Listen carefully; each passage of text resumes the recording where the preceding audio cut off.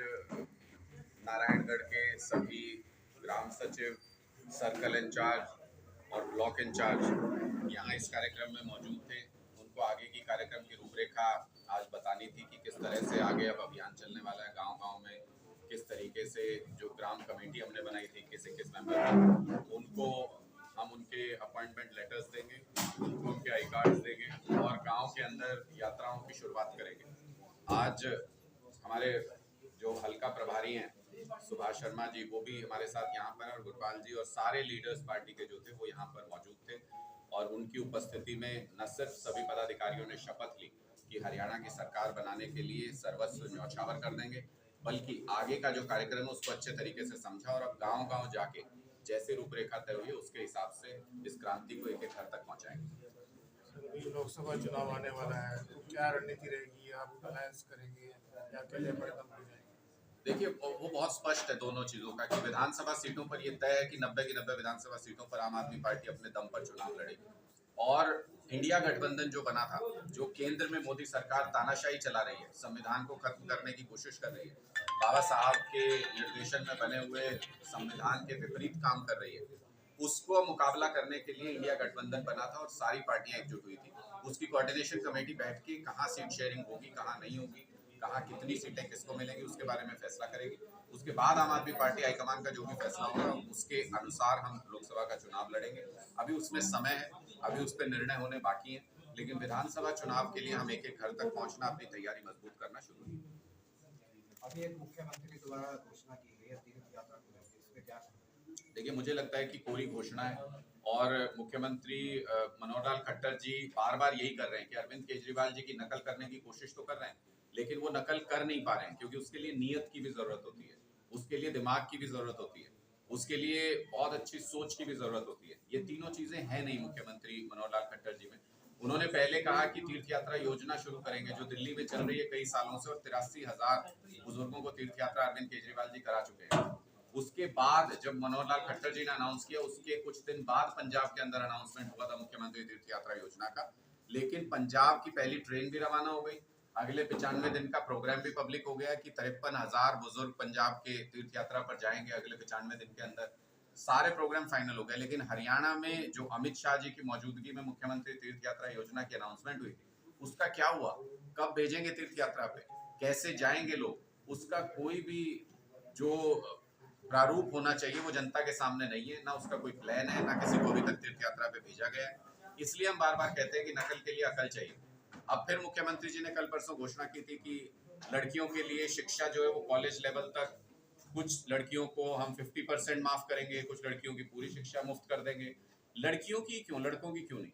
और इसमें ब्रैकेट क्यों लगाया जा रहा है कि इनके लिए माफ कर देंगे, इनके लिए नहीं करेंगे, इनका 50% कर देंगे, इनका 100% कर देंगे। शिक्षा पाना मूलभूत अधिकार है लोगों का, और आम आदमी पार्टी का ये मानना है कि हर किसी को मुफ्त शिक्षा मिलनी चाहिए और वर्ल्ड क्लास शिक्षा मिलनी चाहिए।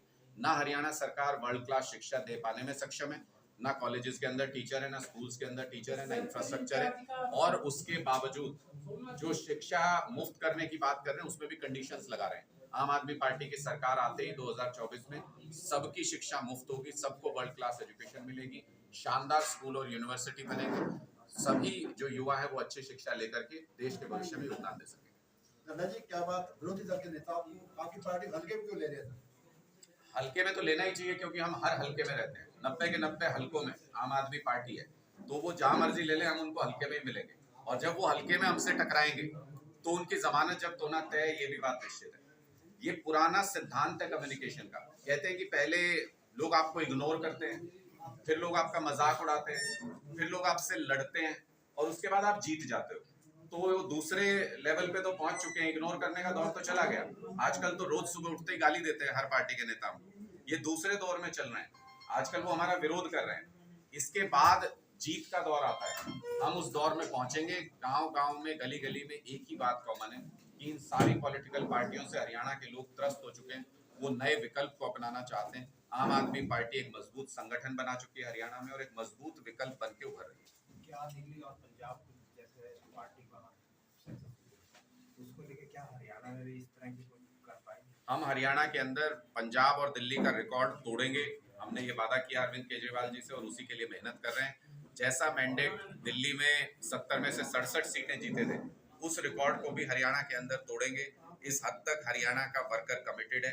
गांव-गांव में, पंजाब में भी हमारे साथी बैठे हैं, शर्मा जी बता देंगे कि चुनाव से 1 साल पहले पंजाब में भी इतना करंट नहीं होता था जितना हरियाणा के अंदर करंट है, जितने मीटिंग्स में लोग आते हैं, जितने हमारा संगठन बन चुका है।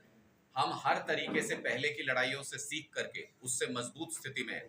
जैसा चुनाव हमने दिल्ली में लड़ा, पंजाब में लड़ा, गुजरात में लड़ा, उससे 10 गुना ताकत से हरियाणा के अंदर चुनाव लड़ेंगे। सारी पार्टियों का सुपड़ा साफ करेंगे, क्योंकि इन्होंने 57 साल तक लोगों को त्रस्त किया, परेशान किया। आज हरियाणा चुनाव भाजपा का प्रदेश अध्यक्ष चेंज होने पर क्या इससे कोई फर्क पड़ेगा? मुझे नहीं लगता कि जब आप कोई चेस में, शतरंज के हिसाब से मैं समझाऊं आपको, जब आप कोई बाजी हार चुके हो तो किसी प्यादे को इधर से उधर करने से, किसी वजीर को इधर से उधर करने से आप वो बाजी जीत नहीं जाते हो। मुझे नहीं लगता आप ये किसी को कहीं पर भी प्लेस कर लें।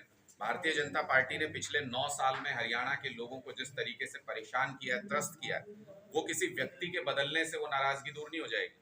अभी तो सिर्फ अध्यक्ष बदला है। चुनाव नजदीक आते आते इनकी जो हालत करेंगे, इनको सड़क पर जिस तरीके से रगड़ा जाएगा लोगों के द्वारा, मुझे लगता है कि मुख्यमंत्री बदलने का फैसला भी भारतीय जनता पार्टी चुनाव से पहले करेगी।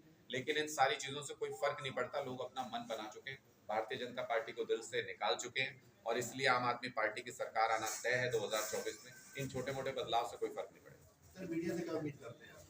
देखिए, मीडिया जो जमीन पर है वो चीज दिखाए। हम सिर्फ यही उम्मीद करते हैं। हम किसी से भी अनड्यू फेवर नहीं मांगते हैं। हम सिर्फ ये कहते हैं कि लोग जो जमीन पे बात कर रहे हैं उसको दिखाइए, तो अपने आप आपको पता चल जाएगा कि हरियाणा में किस कदर नाराजगी है भारतीय जनता पार्टी के शासन से। ये जो ऊपर ऊपर किसी एक पूर्व विधायक ने, किसी एक पूर्व सांसद ने पार्टी एक छोड़ी दूसरी में चले गए, इससे हमें कोई फर्क नहीं पड़ता। हमारे यहाँ लाइन लगा के खड़े हैं बहुत सारे बड़े बड़े नेता, लेकिन ये जिम्मेदारी हमारे ऊपर है, क्योंकि जब अरविंद केजरीवाल जी का नाम देख के लोग वोट देते हैं तो ये नहीं देखते कैंडिडेट कौन है। इसलिए वो जिम्मेदारी हमारे ऊपर है कि हम पहले ही स्क्रूटनी करके जो अच्छे लोग हैं उनको अपने साथ लेकर के आए। इसलिए हमें बड़े नेताओं की पार्टी बदलने से फर्क नहीं पड़ता। आम आदमी पार्टी आम आदमी के दम पे राजनीति करती है, और आम आदमी आज के दिन में हजारों लाखों की तादाद में हर दिन आम आदमी पार्टी के साथ जुड़ रहा है। आज नारायण